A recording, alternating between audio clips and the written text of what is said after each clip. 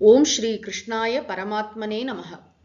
योगयुक्तो विशुद्धात्मा विजितात्मा जितेन्द्रियः सर्वभूतात्मभूतात्मा कुर्वन्नपि न लिप्यते।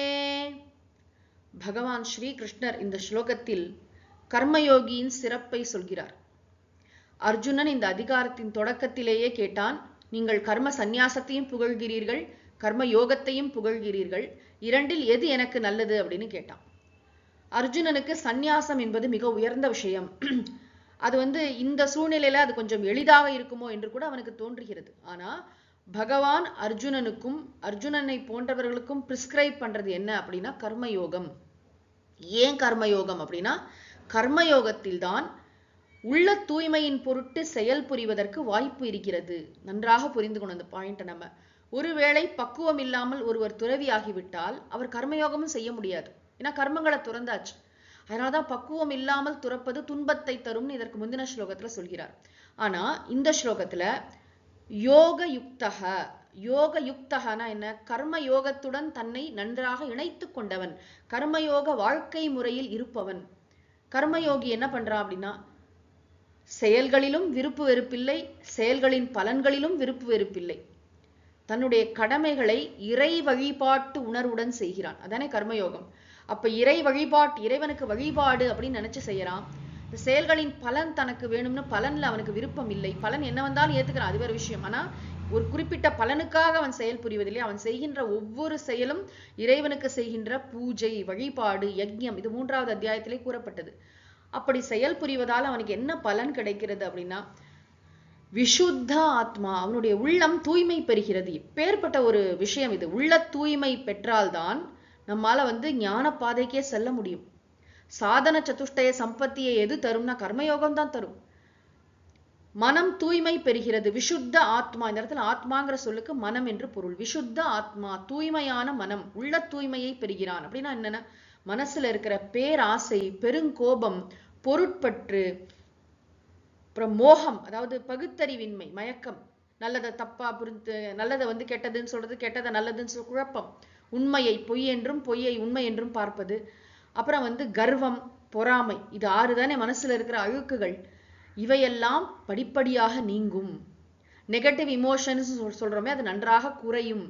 அப்புறம் விஜித ஆத்மா அப்படின்னா இந்த இடத்துல ஆத்மான உடல் மனம் எல்லாவற்றையும், விஜிதன நன்றாக ஜெயித்தவன், உடலையும் மனதையும் கட்டுப்பாட்டுல வைத்திருக்கான். இவன் சொல்றபடி கேக்குதான் உடம்பு மனசு. விஜித ஆத்மா, செல்ஃப் மாஸ்டரி.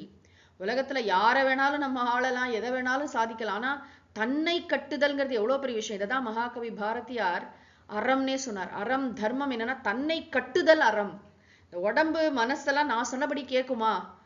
அது படி கேட்டதுன்னா அது உயர்ந்த விஷயம். அதுதான் சுவாமி. அதுக்குதான் சுவாமினே பேரு. ஸ்வம் அமி, தன்னை ஆள்பவன் அர்த்தம். விஜித ஆத்மா, முதல்ல உள்ள தூய்மை பெற்றவன், அப்புறம் அவனுடைய உடலும் மனதையும் வென்றவன், அப்புறம் ஜித்த இந்திரியக, பொறிகளை வென்றவன், புலனடக்கம் மிக்கவன் அர்த்தம்.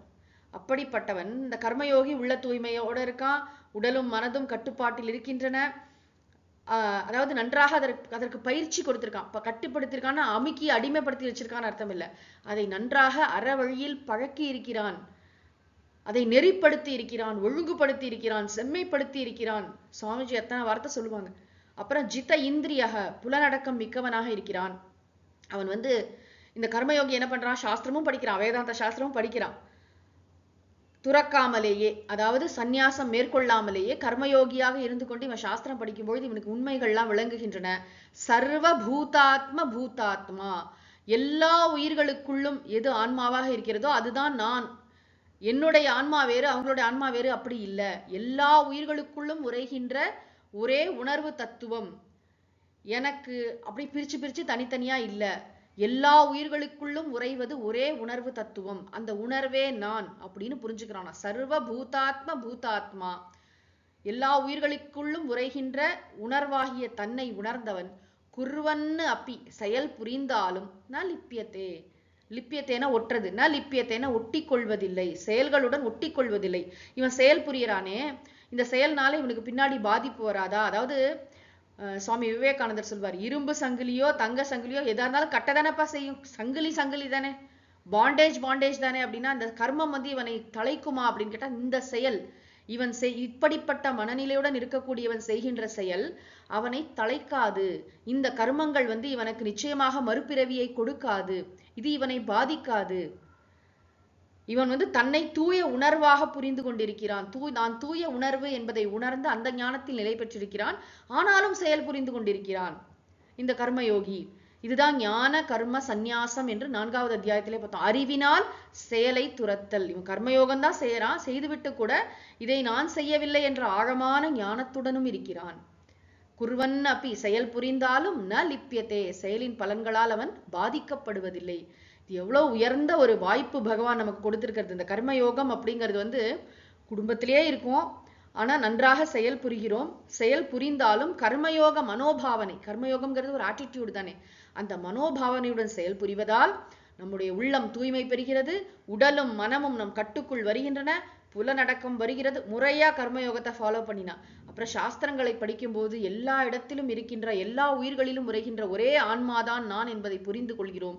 அப்படி புரிந்து கொண்ட பிறகும் நாம் செயல் புரிந்தாலும் அந்த செயல்கள் நமக்கு எந்த விதமான பாதிப்பையும் ஏற்படுத்தாது. அதனால நமக்கு வந்து கர்மா பிறவி அதெல்லாம் ஒன்றும் வராது என்று பகவான் சொல்கிறார்.